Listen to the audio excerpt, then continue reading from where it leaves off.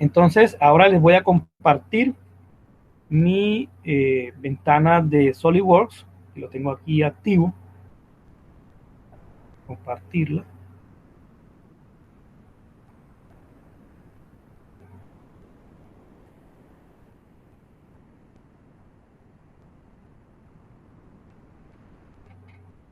Porque estoy abriendo acá SolidWorks, pues vamos a ir como haciendo la introducción de las herramientas. ¿Qué pasó?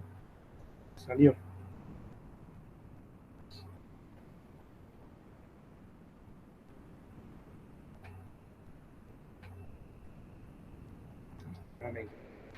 Bien, les decía que en este caso vamos a dedicar la siguiente hora a explicar una de las herramientas que vamos a utilizar para el laboratorio 8. Ya, digamos, los últimos laboratorios están orientados hacia lo que es la validación de las soluciones que hemos ido obteniendo con las diferentes herramientas analíticas. En este caso, una de las formas de validar es utilizar la herramienta de análisis dinámico que viene incorporada en SolidWorks, que se llama Motion. Entonces vamos a ver cómo es el funcionamiento, digamos, básico de esa herramienta. Es una herramienta como todo, tiene una gran cantidad de opciones y de detalles, digamos, técnicos que realmente mostrarlos en una sola sesión es un poco complicado. Vamos a arrancar con esta primera. Primero, mencionando algo que es muy importante a la forma como trabaja el módulo de análisis dinámico de SolidWorks. Lo primero es que para poder trabajar un análisis dinámico de SolidWorks, yo necesito tener un ensamble. Necesito tener un archivo especial de SolidWorks que tenga las diferentes piezas de mi máquina. Y por lo tanto, ya tengo que tener las piezas de mi máquina.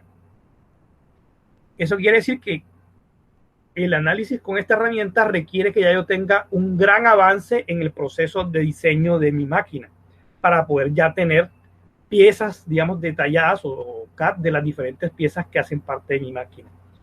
Digamos que ya cuando yo llego a ese nivel ya tengo un buen detalle de diseño y un buen trabajo, digamos, desarrollado en esa parte. Entonces, digamos, no es una herramienta que salga, que se pueda hacer enseguida, un análisis rápido, porque requiere, digamos, tener montado todo el ensamble. Para este ejercicio que tengo aquí de demostración, ya yo tengo las piezas hechas. Entonces voy a arrancar creando un archivo de ensamble.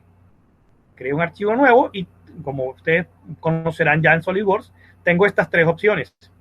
Pieza, que es la que veníamos utilizando, digamos, para nuestras soluciones gráficas y para síntesis gráfica. Y en este caso voy a abrir un archivo de ensamble.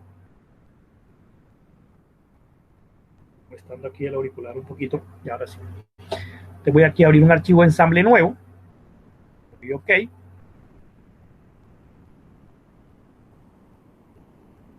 Lo primero que él me muestra es, bueno, ya abrió el ensamble de una vez, puedo ir insertando piezas nuevas, pero por lo pronto voy a ir cancelando esto, esa opción de ir insertando de una vez componentes, y voy a guardar el archivo con un nombre, en este caso, por defecto, él lo llama ensamble 1, ensamble 2, ensamble 3, pero en este caso voy a llamarlo ejemplo tejedora.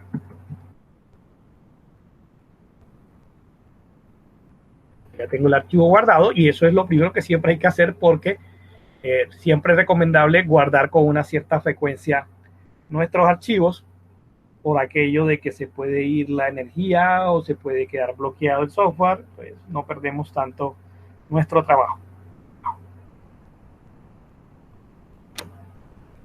Bien, una vez ya tenemos guardado nuestro archivo con su nombre, podemos guardarlo fácilmente aquí directamente. Y ahora lo siguiente es insertar los componentes que voy a utilizar para hacer el ensamble. En este caso voy a darle aquí insertar componente existente. Me sale el mensajito que apareció al comienzo. Y en este caso, lo primero que voy a insertar es esta pieza que se llama base. Esta va a ser como mi tierra o mi chasis, el chasis de mi sistema.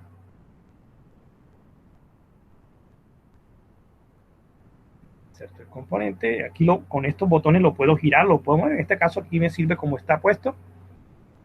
Vamos aquí quieto y lo voy a colocar en vista isométrica. Este es nuestro chasis de este elemento, como para que vayan viendo qué elementos, qué ¿qué vamos a hacer? Vamos a hacer en este caso la tejedora, es decir, el ejercicio del laboratorio 7 de la tejedora lo vamos a armar aquí en SolidWorks.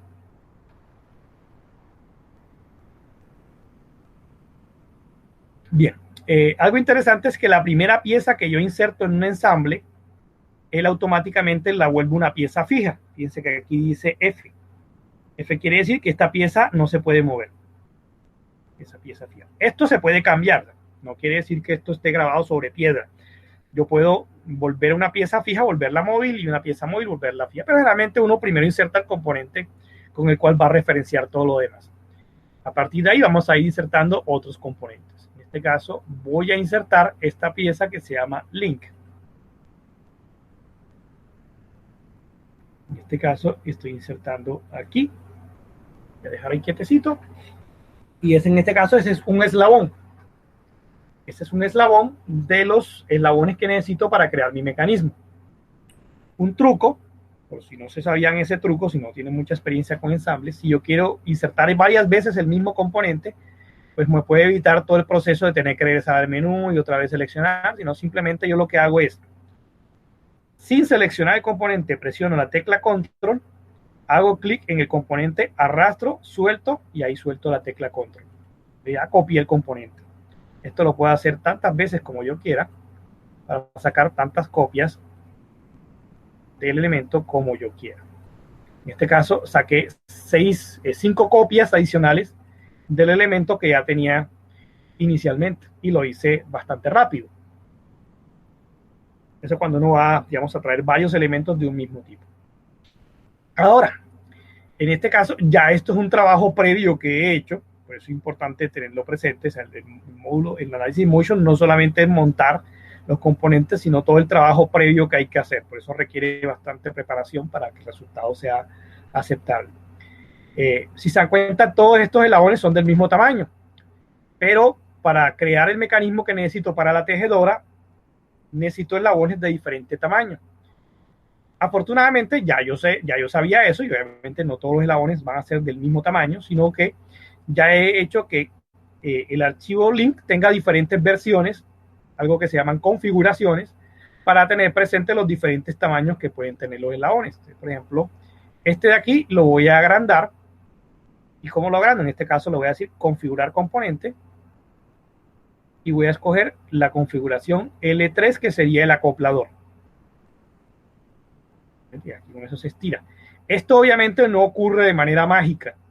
Esto previamente yo he tenido que tenerlo en el archivo donde creé este eslabón, tenerlo configurado en esas dos opciones, el eslabón corto y el eslabón largo, para que esto pueda funcionar. Configurar componente, y en este caso le doy aquí el eslabón 3 y listo, ya lo tengo acá. Entonces estos dos serían mis dos acopladores. ¿Por qué dos? Porque tengo mecanismo a la izquierda y mecanismo a la derecha. Y en este caso, este lo voy a configurar como el eslabón de salida, de L4, y este también lo voy a configurar como el eslabón de salida. ¿Ok? Listo, entonces ya tengo mis dos entradas, mis dos acopladores y mis dos salidas. Pero hasta ahora lo que tengo es un montón de piezas sueltas, es decir, como si tuviera el montón de fichas de Lego ahí tiradas en el suelo, y ahora sí tengo que empezar a ensamblar. Y para ensamblar, la herramienta perfecta para eso es esta herramienta, que es la de las restricciones o relaciones de posición. Entonces aquí entramos a esta herramienta que es como un clipcito, y lo interesante de esta herramienta es que se puede utilizar varias veces sin salirse de ella. Entonces, por ejemplo, de los tipos de restricciones más comunes que uno suele usar en ensambles son dos. La famosa coincidente cara a cara, en este caso, por ejemplo, aquí selecciono esta cara, aquí selecciono esta cara, y coincidente lo que hace es que las dos caras coincidan. Y la otra más utilizada es coincidente circunferencia, lo que hace es que las dos circunferencias sean, digamos, concéntricas, y esto lo que me permite simular es una revoluta. Si ya con esto tengo un elemento que puede rotar respecto a mi base fija, y tengo, digamos, simulada la revoluta. ¿Ok? Ya tengo, digamos, mi manivela de entrada de ese mecanismo. Bien, vamos a hacer algo parecido con el eslabón de este lado, en este caso. un coincidente cara a cara de este lado, y volteo aquí, aunque se puede hacer sin voltear, pero cara y cara, listo, ya lo tengo. Y ahora hago coincidente, fíjate, no me he salido de la operación, hago coincidente, dice circular, superficie circular, y ya lo tengo coincidente. ¿Ves?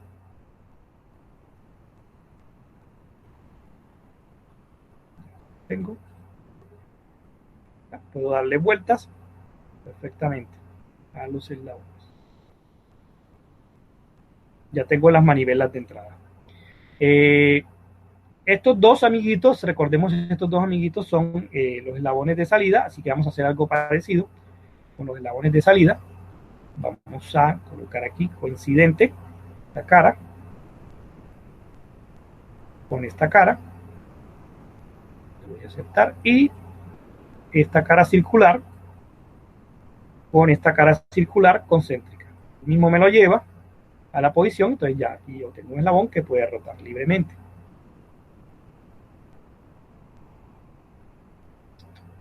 La misma historia vamos a aplicar aquí con este eslabón y con este eslabón. Voy a mostrar cómo se hace cuando yo tengo la cara atrás. Si yo tengo la cara atrás, le doy aquí clic derecho, le doy aquí seleccionar otro, y en este caso me muestra diferentes opciones. En este caso me muestra una sola, que sería la cara de atrás.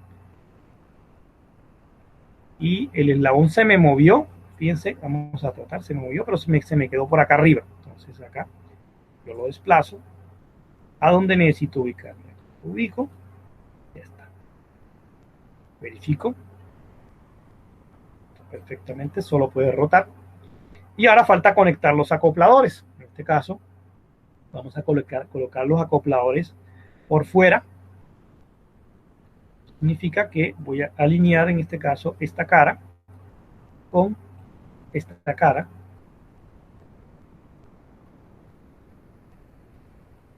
Y luego estas dos concéntricas.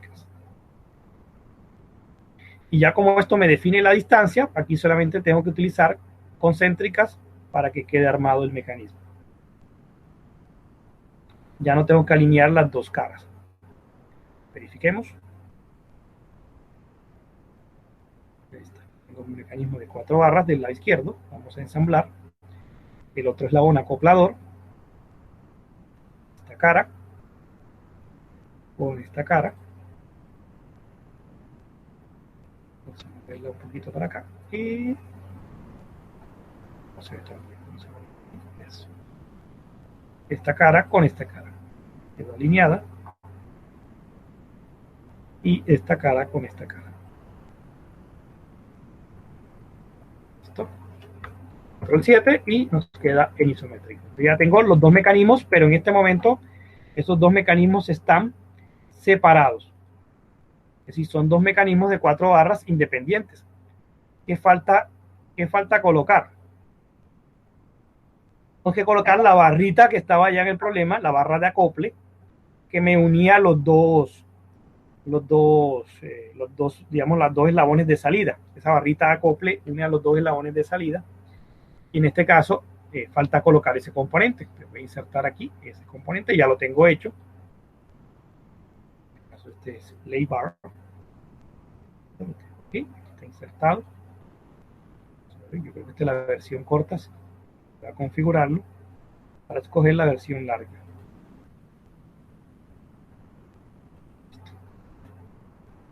Entonces, este es el peine, ¿no? El peine y la barra de acople. Entonces, en este caso, vamos a colocarlo coincidente, este con este.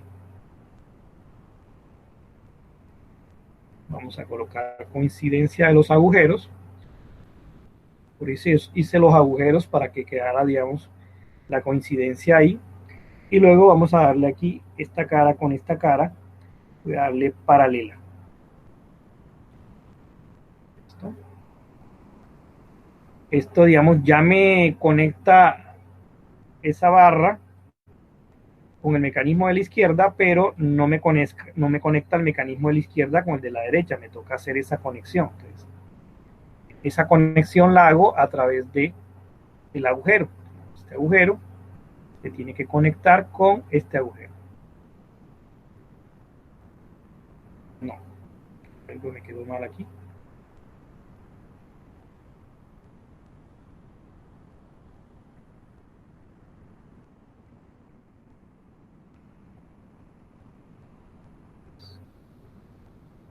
pero con este, ahora sí quedaron alineados. Ya no necesito alinear caras porque el alineamiento, digamos, lo define la otra restricción. Entonces, ya aquí deberían quedar sincronizados los dos mecanismos de 4 barras. Vamos a ver, voy a moverlos libremente. Pero fíjense que aquí tenemos un pequeño detalle, ¿verdad? Cuando llego aquí, ¿qué pasa con el mecanismo de atrás? Se devuelve. ¿Bien? ¿Por qué se devuelve? Porque él cinemáticamente cuando él llega aquí, porque en este caso aquí yo lo estoy arrastrando, estoy haciéndole un arrastre libre, entonces él no está considerando ni inercia ni nada, entonces como él no considera ni inercia ni nada, él se devuelve. O sea, la otra posible solución es seguir derecho o devolverse, en este caso él escoge devolverse para ese lado. Cuando él llega a esa posición, él llega a un punto que es un centro muerto, y como llega a un centro muerto, porque para este mecanismo la entrada es la entrada es 4, no 2, sino 4. Entonces por eso él a partir de ahí escoge la otra solución. Entonces digamos, eso es uno de los problemas de la simulación, que al no considerar ese efecto, digamos, te pueden salir soluciones un poco extrañas. Ahora vamos a ver si nuestra solución, en este caso tengo que regresarme para que me quede en la configuración correcta, o si no, no voy a poder pasar.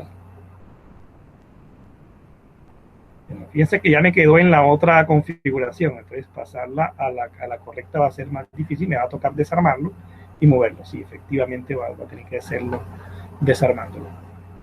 Entonces en este caso, bueno, el desarme no es tan complicado, simplemente lo que hacemos es buscamos la junta, esa es una de las últimas. Aquí, acá está. Y lo que hacemos es no la borramos, simplemente la suprimimos, suprimo la junta, este para arriba, y luego le digo otra vez, ¿sabes qué? Vamos a activarla. Listo. Entonces, eso es equivalente a desarmar el mecanismo para poder colocarlo en la otra configuración, ¿de acuerdo? Vamos a dejarlo en una posición inicial, que en este caso va a ser la posición de este eslabón horizontal, es decir, teta 0, para que se parezca lo más al análisis que teníamos. Y eso en este caso lo vamos a hacer con vamos a insertar una relación, pero no la vamos a dejar definitiva. En este caso, esta es una opción paralela, para que me quede esta cara paralela al piso. Pero, me equivoqué aquí porque la dejé definitiva. En este caso tengo que devolverme, porque si no esto no se va a mover. Esta sí tengo que eliminarla.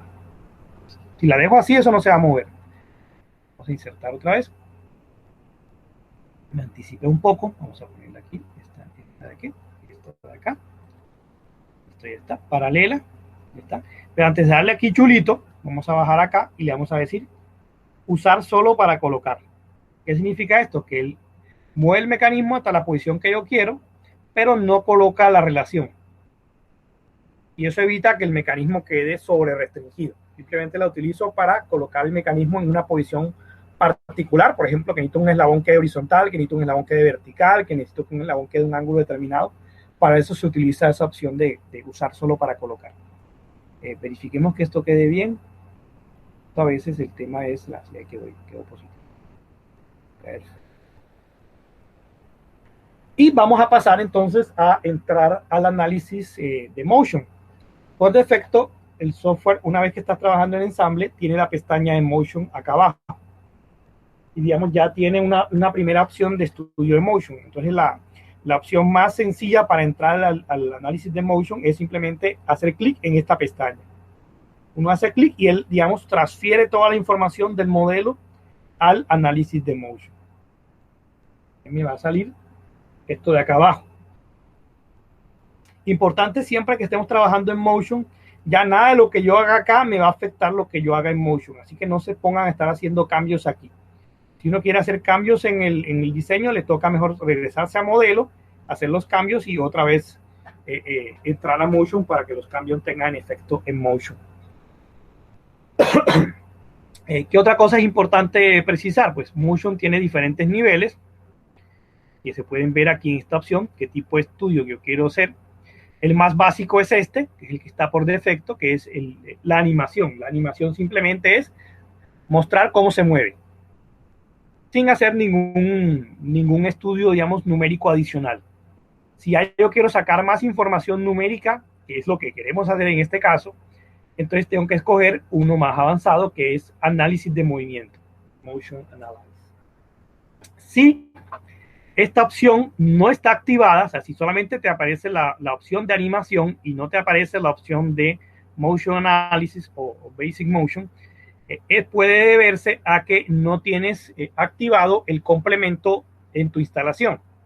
Generalmente en las instalaciones de la licencia académica de la Universidad del Norte vienen instaladas, pero no necesariamente están activados los complementos. ¿Cómo sabe uno que el complemento está activado? Bueno, nos vamos aquí a herramientas, vamos aquí abajo donde dice complementos, en español sería complementos, aquí es Adds In, y aquí nos muestra la opción, digamos, los complementos que se encuentran. Los que están en la lista sin chulito, los que están en la lista es porque están instalados, pero el chulito lo que te dice es que el complemento está activo.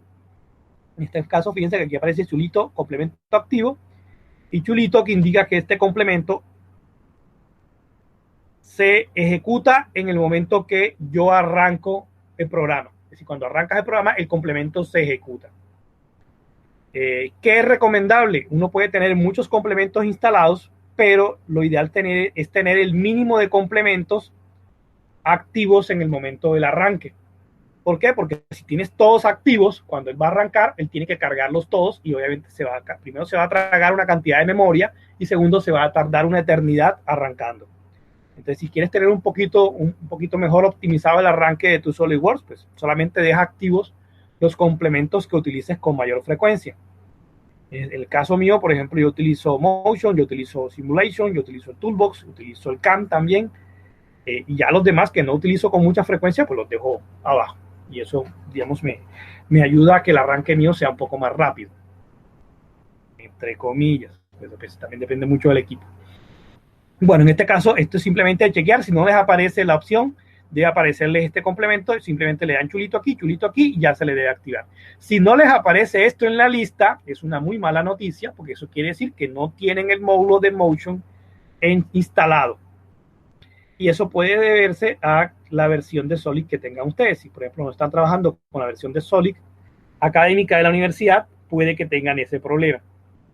Y ahí sí, ya depende vaya a su instalador de confianza que le instale, digamos, ese complemento adicional.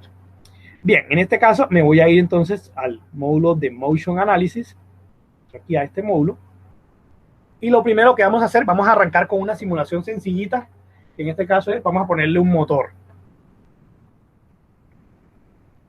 Vamos a ponerle un motor, en este caso voy a poner aquí un motor, esto. Hay dos tipos de motores, motor lineal y motor rotativo. Motor lineal es para cilindros hidráulicos, motor rotativo es para motores convencionales. En este caso le voy a indicar aquí la dirección a través de esta arista. En este caso con esto indico que el motor va a ir girando con respecto a este eje y en este caso con esto puedo cambiar el sentido. En este caso me sirve con este sentido para que vaya en sentido antihorario. ¿Okay? Lo siguiente que puedo especificar es la velocidad o cómo quiero que se mueva ese motor. Tengo infinidad de opciones. Y en este caso, pues la más sencilla y es la que voy a utilizar es velocidad constante. Voy a colocar a 500 RPM.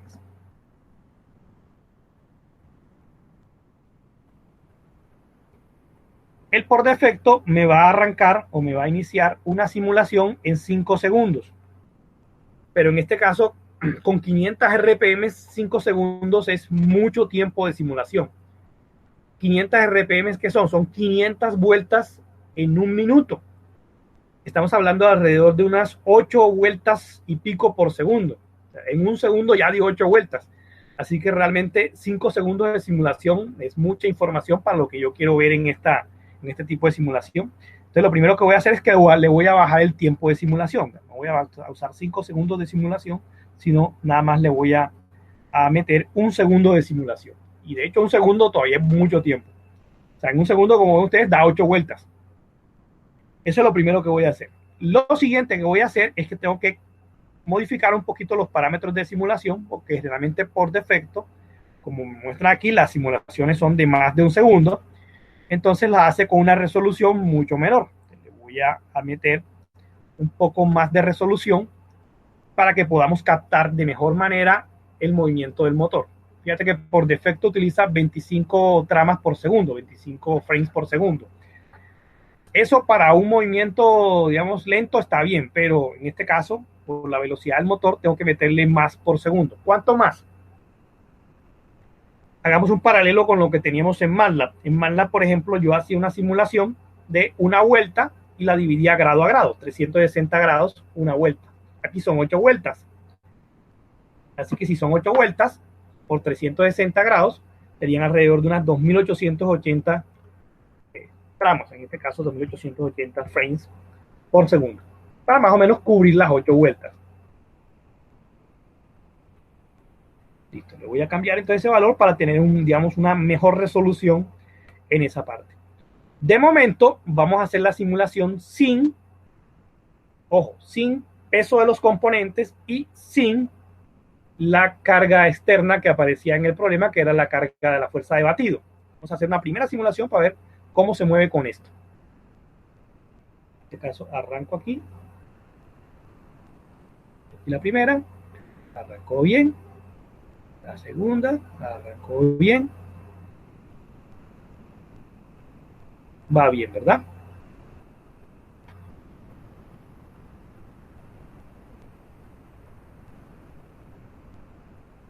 Fíjense, como ya esta simulación está teniendo en cuenta la inercia, ya la manivela no se me devuelve para donde no tiene que devolverse.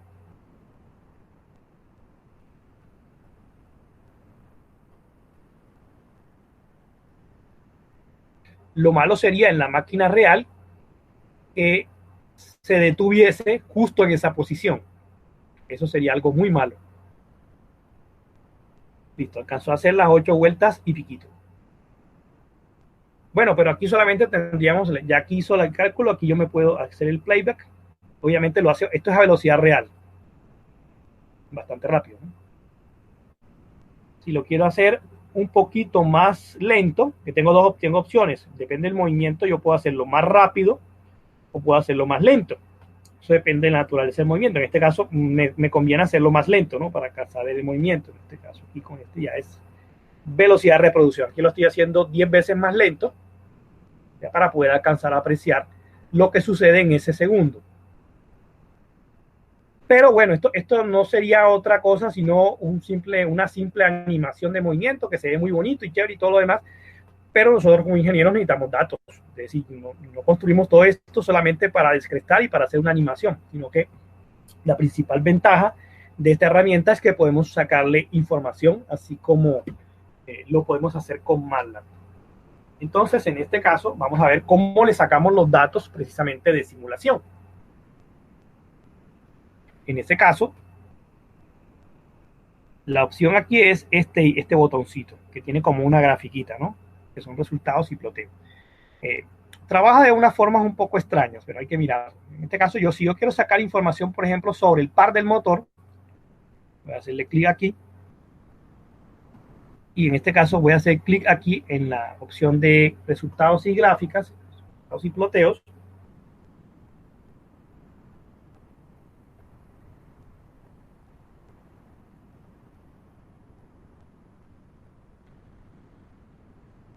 Y vamos a ver, en este caso tenemos que escoger una de las diferentes categorías que tenemos acá a la izquierda, ¿no? Lateral a la izquierda, seleccionamos una categoría. En este caso tenemos realmente las dos primeras son las que más utilizaremos, que son, por ejemplo, desplazamientos, velocidades, aceleraciones, es decir, todo esto es lo que tiene que ver con cinemática. Desplazamiento, velocidades, aceleraciones. Y esta opción nos da fuerzas. Esto es fuerzas y momentos. En este caso voy a entrar a estas fuerzas y dentro de fuerzas escogemos una segunda categoría. Es un menú que me dice, bueno, fuerza de motor, torque de motor, fuerza de reacción, etc. En este caso lo que yo quiero ver es el torque del motor. En este y en este caso esta es la opción que escojo, torque de motor.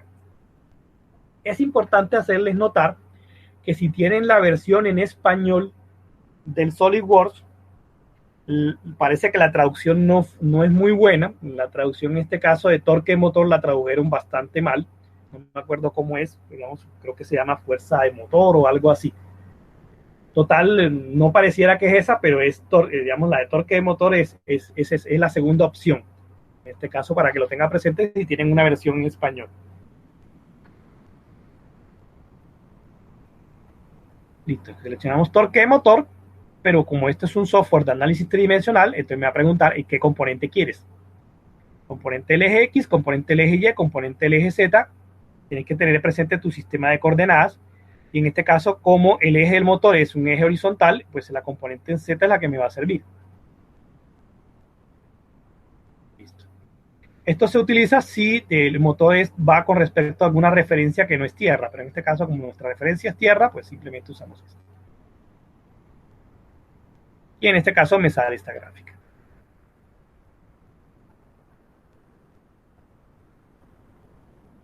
La gráfica, en este caso, esta sería el equivalente a la gráfica del par inercial, es decir, este es el par del motor solo debido a carga inercial.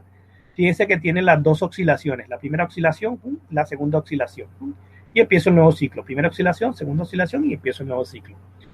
Algo que van a notar, y esto digamos es una desventaja de Motion, es que a pesar de que el modelo esté en las unidades, el modelo de CAD puedo tenerlo yo en las unidades que yo quiera, en pulgadas, en metros, en milímetros, en la combinación que yo quiera, el módulo de Motion trabaja en unas unidades un poco extrañas. Las fuerzas las trabaja en newtons, las longitudes las trabaja en milímetros y los ángulos los trabaja en grados. De tal manera que las variables angulares no son radianes sobre segundos, sino grados sobre segundos. La aceleración angular no es radianes sobre segundo cuadrado, sino grados sobre segundo cuadrado. Entonces a veces toca hacer algunas conversiones para interpretar, digamos, los resultados. Es algo negativo, pero digamos, se puede sortear, no es algo tan difícil de sortear. En este caso, una vez, digamos, si yo hago clic aquí en la X, yo no elimino la gráfica, simplemente la cierro. Pero la gráfica está todavía ahí. ¿Dónde está? Está aquí abajo. Y donde dice resultados, aquí está abajito, simplemente lo que está es apagada. Entonces, en cualquier momento yo la puedo otra vez mostrar.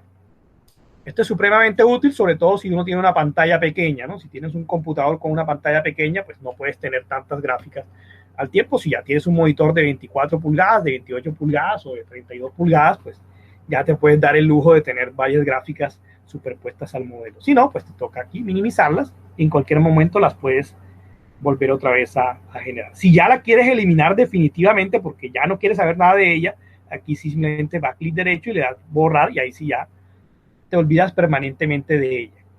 ¿Okay? Bien, pero en este caso esa gráfica de par que estamos viendo es la que vimos equivalente a solamente con el efecto inercial. Falta meterle el resto de las cargas. Y para ello voy a colocar otra vez el mecanismo en la posición inicial y vamos a meterle la fuerza de batido. Hay que decir que una limitación grande que tiene este solver o este sistema, digamos, de simulación dinámica, es que las cargas tienen que ir en puntos específicos de la geometría del cuerpo. Entonces, si por ejemplo yo necesito una carga específica en un punto, pero esa carga, digamos, se mueve a lo largo del punto, me toca ingeniármelas para ver cómo simulo ese efecto en el Motion. Realmente no es tan fácil hacer, por ejemplo, una carga que se va moviendo del lugar, porque yo tengo que colocarla en puntos específicos de la geometría. En este caso, la fuerza de batido tiene esa característica y por eso, digamos, lo más cercano que yo puedo hacer es ponerla en el borde del peine. Digamos, una fuerza puntual como esta. En este caso aquí coloco una carga externa conocida, en este caso es fuerza, puede ser fuerza o torque. Y en este caso yo puedo especificar una cara, una arista o un punto. En este caso voy a colocar aquí esta arista, como si esa fuerza estuviese en el peine, pero fíjense que en este caso él me la coloca a lo largo de la arista, pero yo puedo decirle no va a lo largo de la arista. Con esta segunda opción yo le puedo especificar qué dirección quiero. Entonces simplemente puedo coger esta arista de acá para indicarle que la fuerza va en dirección horizontal siguiendo esa línea. pero en este caso va en dirección contraria, así que utilizo el botoncito este para indicarle que va para el otro lado. Y con eso que estoy colocando una fuerza horizontal que va en esa arista, y me falta únicamente colocarle la magnitud de la fuerza. 540 libras, pero sí, era 540 libras. Pero como les acaba de comentar, Motion trabaja en newton, milímetros y grados. Así que me toca hacer una pequeña conversión de esas 540 libras a newtons. Sí, son aproximadamente 2.400 newtons. O sea, una libra son 4.448 newtons, para que tenga más o menos referencia a la conversión. Entonces las podemos redondear. Tampoco nos vamos a complicar. Vamos a ponerle 2.400 newtons. Esos 2 newtons creo que no van a hacer mucha diferencia. 2.400 newtons. Como en este caso estamos simulando el mecanismo completo, pues le ponemos la carga completa. ¿De acuerdo? Y en este caso, la fuerza también se puede trabajar constante o se puede trabajar como veíamos el motor. Puede ser una fuerza en función de algo, puede ser variable. En este caso va a ser fuerza constante. Listo, ya le metimos la fuerza. ¿Dónde aparece la fuerza? Fíjense que aquí no se ve, pero aquí aparece en el listado de elementos de Motion. Esta fuerza. Yo la fuerza la puedo borrar o la puedo suprimir. Y por ejemplo, quiero trabajar diferentes casos de carga, siempre recomiendo en todo momento suprimir, porque en cualquier otro momento uno simplemente la desuprime y la recupera. Cuando la borras, la pierdes definitivamente, entonces eso sí cambia todo. Bueno, ¿qué otra cosa vamos a colocar? Vamos a colocar gravedad, que se llama colocarle el peso de los componentes. Por defecto no está colocada la gravedad. Para colocar la gravedad, lo que hacemos es, nos vamos aquí a esta manzanita. Ya se imaginarán por qué una manzanita. Gravedad. Entonces aquí añade gravedad al estudio. Entonces, clic aquí donde dice gravedad. Y lo que hacemos es escoger en qué dirección va la gravedad. En este caso va, para nuestro sistema, va en la dirección Y. ¿No? Y el valor, ¿no? En este caso es en milímetros segundo cuadrado. ¿No? 1806 milímetros segundo cuadrado, el valor de G convencional. Y simplemente le damos aquí chulito. Y listo, ahora sí ya le metimos la carga completa. Gravedad, fuerza constante y cargas inerciales que ya vienen por defecto. Esto sí es importante mencionarlo. ¿Cómo calcula él las cargas inerciales? Como ya los eslabones son geometrías de CAD, ya la geometría del eslabón pues te permite calcular a ti las propiedades de inercia siempre y cuando cada una de estas piezas tenga asignado un material. Yo tengo que asignarle un material, y en este caso ya yo le asigné a estas piezas un acero convencional de bajo carbono, para que él utilizara la densidad del material en el cálculo de la masa y en el cálculo de la inercia. Hay que decir que en este caso el cálculo de la masa está bastante aproximado al valores que utilizamos en el ejercicio, pero el valor de la inercia no, porque el original que calculamos del ejercicio eran barras totalmente cuadradas, y aquí en este caso tenemos el tema de los agujeros y tenemos el tema de las curvas. Eso hace que los valores de la inercia no sean tan exactos. Bueno, nos sirve como ejemplo, ¿no? Bien, listo. Entonces ya tenemos todo para simular. Voy a borrar los resultados anteriores. Esto ayuda bastante para limpiar, digamos, la simulación anterior. Y volvemos a correr.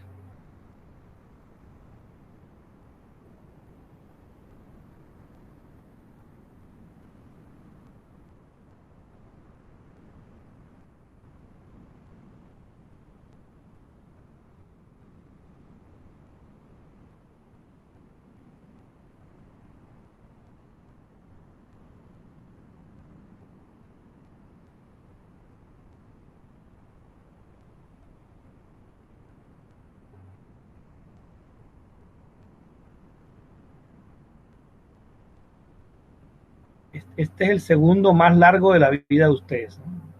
¿Cuántas cosas pueden pasar en un segundo? En este caso, 8 vueltas. Y en este caso no tengo que volver a crear la gráfica. Si yo quiero ver qué le pasó al par, puedo regresar a mi gráfica anterior y decirle, ahora muéstrame cómo quedó la gráfica. Era la misma gráfica que utilizaba en la versión anterior, sin las otras cargas, simplemente la vuelvo a pero ya está recalculada. Fíjense, en este caso, ahora cambió la forma de la gráfica, arranco negativo, llego al pico y otra vez positivo. Y tengo una pequeña oscilación aquí, que es un poco diferente a la simulación que me da Marla. Y ahí es donde tenemos que empezar a notar que hay diferencias entre la forma como presenta los resultados o los resultados numéricos que presenta esta simulación versus lo que me presenta MATLAB. ¿A qué se deben esas diferencias? Las principales diferencias o la principal razón por la cual va a haber diferencias numéricas entre lo que obtengamos por MATLAB y lo que obtengamos por Motion se debe a la forma como se resuelve el problema en cada una de las dos herramientas. En MATLAB yo estoy resolviendo un problema analítico. Estoy resolviendo unas ecuaciones de cinemática analíticas y unas ecuaciones de cinética analíticas. Es decir, estoy más cercano a la solución analítica que en el caso de Motion. En Motion yo estoy resolviendo unas ecuaciones diferenciales y unas ecuaciones de restricción que están basadas en unas ecuaciones generales de cinemática. Entonces realmente lo que tengo es una solución aproximada de una serie de ecuaciones diferenciales. Y ahí es donde, digamos, puedo tener...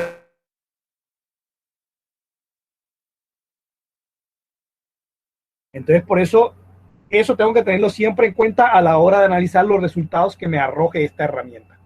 Porque me puede arrojar unos resultados un poco extraños si yo no entiendo qué es lo que me está simulando él. Por eso no hay que tragarse los resultados que me dé este Motion a la ligera, simplemente porque lo hizo Motion. Bien, otra cosita que quería comentarles aquí, mostrarles así a grosso modo, es que bueno, nada de esto serviría de mucho si yo no pudiera hacer nada con estas gráficas. En este caso, una de las grandes cosas que yo puedo hacer con esta gráfica es exportar los datos. Yo puedo exportar estos datos, en este caso, los exporta a un formato de texto que se llama CSV, que es formato de valores numéricos separados por comas. ¿Y por qué es bueno exportarlo? Porque cuando lo exporto, ya yo puedo editar estos datos en otra aplicación, puedo trabajar en Excel, puedo trabajarlos en MATLAB y puedo mejorar la calidad de las gráficas. Porque hay que decirlo, la calidad de las gráficas que me muestra Motion es espantosa. Es decir, las gráficas son feas. Los textos son muy chiquitos, las líneas son demasiado gruesas. Realmente, si yo quiero meter esto en un informe así, copiado y pegado de pantalla, créanme, no lo hagan. Por lo menos no lo hagan en un informe que me vayan a presentar a mí, porque eso se ve horrible. Entonces, la opción de exportación, pues es la mejor alternativa para poder editar esas gráficas. Vamos a ver cómo se exporta. Simplemente yo lo que hago aquí es clic derecho en el área gráfica, le doy la opción exportar CSV. En este caso, lo que tengo que escoger es el nombre del archivo. Puedo dejar el nombre que está por defecto, que es el nombre de la gráfica, rotativo 1, o le pongo el nombre que a mí me dé la gana. En este caso, par motor. Y aquí ya la exporté. ¿Qué pasó? Aparentemente no pasó nada, pero se supone que ya el archivo está creado. Voy a dejar de compartir solo la pantalla de SolidWorks para compartir toda la pantalla completa para que ustedes puedan ver cómo queda esto. Aquí está. El archivo par motor CSV. ¿Qué puedo hacer con este archivo? Yo lo puedo importar en Excel, lo puedo importar en MATLAB. ¿Cómo se puede importar en Excel? Vamos a ver. Vamos a hacerlo primero en Excel para que vean cómo es el proceso. A algunos les gusta más trabajar las gráficas en Excel. A mí no. Sobre todo cuando hay muchos datos. Pero bueno, ya es cuestión de gustos. En este caso, van aquí donde dice datos. Desde texto CSV. Por ejemplo, o la carpeta donde tengo esto, yo lo tengo aquí. Me sale un asistente de importación. Aquí me muestra lo que ya leí del archivo. Son dos columnas, una columna para el tiempo, una columna para el torque del motor en newton, milímetro. Recuerden que las unidades en las que trabaja Motion son un poco extrañas. Pero bueno, esas son las unidades, delimitadores, coma. Entonces ahí, digamos, interpretó bien los datos, lo cargo. Quieren hacerlo en Excel, me gusta más MATLAB. MATLAB tiene más opciones y de hecho tiene más opciones para hacer una gráfica más científica. Excel realmente te sirve para gráficas así de presentaciones de mercadeo y ese tipo de cosas, pero si quieres una gráfica con un aspecto más científico, pues trabajas en MATLAB. En este caso, MATLAB, la opción es, de pronto lo hice muy rápido, este botoncito, importar datos. En este caso, me voy acá donde dice par motor, historia, con el archivo, él lo analiza y me da diferentes opciones. En este caso ya identificó que estos encabezados, o sea, no toca esto, solamente estos son mis datos. Entonces tengo diferentes maneras de importarlos. Una es como una tabla, como vectores columna, como una matriz, como un archivo de texto, como un array de texto, como un cell array. Esos son tipos de estructuras de datos un poquito más sofisticadas. En este caso yo me voy a conformar con vectores columnas, una columna A y una columna B. En este caso los nombres de las variables serían estos dos. Si yo quiero cambiar el nombre de la variable, pues simplemente lo que hago es esto. Aquí y modifico. De pronto a un nombre más fácil de recordar o de utilizar. Por ejemplo, este lo llamo NT. Una vez tengo identificado eso, él no me va a exportar esto, sino únicamente a partir de aquí todos estos datos. Ok, y listo. Ya me creo las variables T y MT. Y en este caso simplemente hago un plot. T y MT. Mayúscula. Y MT. Un simple plot y listo. Tengo mi gráfica con los datos insertados en MATLAB. Y ya aquí en MATLAB le puedo colocar todo lo que yo quiera. Por ejemplo, le puedo colocar los ejes, le puedo colocar el eje X, el eje Y, el título, puedo cambiar el grosor de los elementos, de las líneas, puedo colocarle líneas, puedo colocarle diferentes colores de escala, puedo colocar diferentes opciones de exportación. Si vieron el video de exportar las gráficas de MATLAB, verán que hay diferentes opciones para exportar la gráfica que quede con una calidad excelente. Entonces, es la ventaja de trabajarlo en MATLAB. Incluso puedo variar, puedo hacerle transformaciones a los datos. Por ejemplo, puedo cambiar las unidades de los datos y hacerlas, digamos, en los datos en unidades más adecuadas. Entonces, digamos, esa es la ventaja de trabajar esto, digamos, exportando los datos a MATLAB, que ya, por ejemplo, estos datos ya los puedo combinar con otras gráficas y comparar. Pero bueno, el par de motor es una de las cosas que yo puedo sacar, pero yo puedo sacar mucha más información de este sistema. Si la simulación me permite sacar muchas cosas. Por ejemplo, una cosa que puedo sacar aquí, vamos a mostrar aquí, voy a seleccionar este eslaboncito y, por ejemplo, selecciono aquí gráfica, entonces voy a entrar aquí a la categoría de cinemática, desplazamiento, velocidad, aceleración, que puedo encontrar. Trazado, centro de masa, obviamente estas serían como aburridoras. Vamos a buscar aquí aceleración angular. Entonces, en este caso, estaría trazando una gráfica de aceleración angular de salida. En este caso, voy a mirar la componente en Z, nuevamente me refiero a la componente del vector velocidad angular, tenerlo presente. En este caso, aquí simplemente, y aquí está mi gráfica de aceleración angular. En este caso está en grados sobre segundo cuadrado. Son unidades un poco extrañas porque no solemos utilizar en ingeniería, pero esas son las unidades en este caso en que lo muestra. Hay una cosita interesante. Cuando yo voy moviéndome aquí, él me va mostrando en qué posición se va dando ese valor. Fíjense, aquí estoy en este punto, digamos, esta posición, y de pronto el valor mínimo lo tengo por acá. Y yo puedo ver en el valor máximo en qué posición del mecanismo se da. Y, por ejemplo, un valor intermedio, en qué posición se da. La ventaja de pronto es la interactividad de la gráfica con la posición. Ese sería el único positivo de este tipo de gráficas. Igual se puede exportar y se puede manipular con MATLAB. ¿Qué otra gráfica puedo generar? Puedo generar una gráfica de fuerzas internas en las juntas. Simplemente tengo que irme a las conexiones de las juntas. Por ejemplo, vamos a buscar aquí. ¿Dónde está? Esta que es la junta que une 3 con 4. Insertar aquí la gráfica de fuerza, caso fuerza de reacción, y en este caso voy a escoger magnitud para que me saque la componente neta. ¿Ok? Está concéntrica, listo. Aquí me va a salir una advertencia, me va a decir, bueno, por el movimiento hay relaciones redundantes, entonces recomendamos utilizar un elemento que se llama un bushing. A decirle que sí. Y listo, bueno, ahí está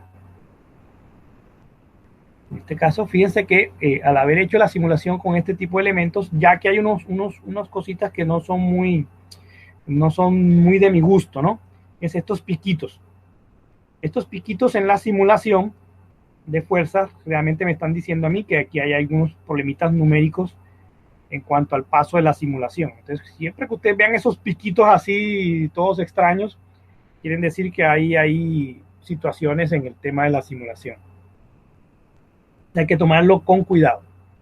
Esas fuerzas de reacción que están teniendo ahí, pues hay que analizarlas con cuidado, porque me están dando esos piquitos tan extraños.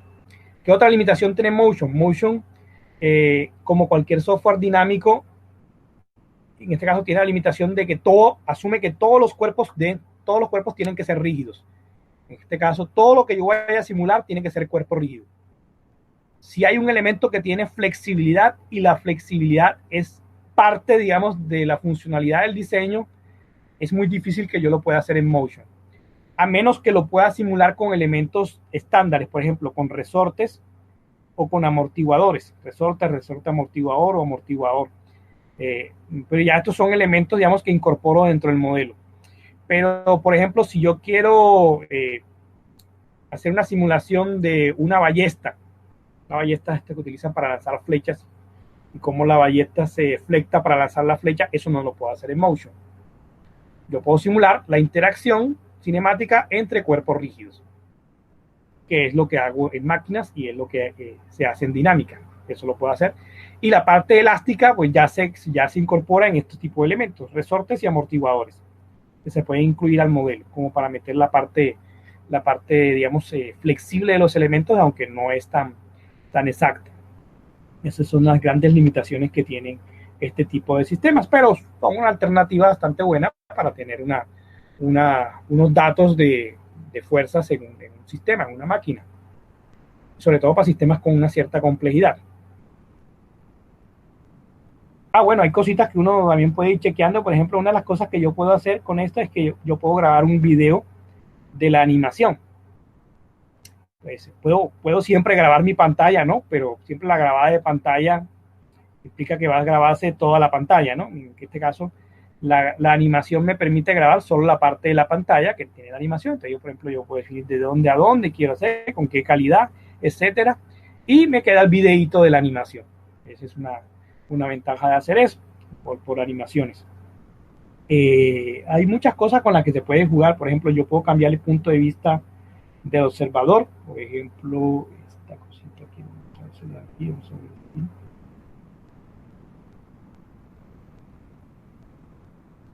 Voy a mostrarles este señor de aquí y lo voy a editar. Un segundo, quiero cambiar el punto de vista. Vamos a ponerla. Fíjense lo que vamos a hacer. Cambié el punto de vista del observador en el tiempo final, y ahora, en la medida que voy haciendo la simulación, la cámara se va moviendo de la vista isométrica a la vista superior. O sea que en la simulación no solamente puedo simular el movimiento de mi máquina, sino que también puedo simular el movimiento de la cámara desde donde lo estoy viendo. Esto funciona muy bien, por ejemplo, cuando queremos hacer la demostración de una máquina desde diferentes puntos de vista. Podemos hacer, por ejemplo, una rotación 180 grados e ir mostrándola de diferentes ángulos. En la medida que va avanzando la animación, pues voy moviendo la cámara. Marcas de tiempo. Y, por ejemplo, si lo quiero poner aquí, right, cambio aquí. Y cambiaría, digamos, la simulación. En este caso, cambia de isométrica a vista enfrente. Yo puedo colocar diferentes marcas de tiempo, ¿no? Bien, entonces, como les comenté, este era como un abrebocas de irles mostrando qué herramientas pueden ir utilizando para complementar los análisis que se han hecho en el curso, herramientas de validación. Entonces, como les digo, va a estar disponible este ensamble para que ustedes lo puedan ensayar, lo puedan cacharrear diferentes opciones.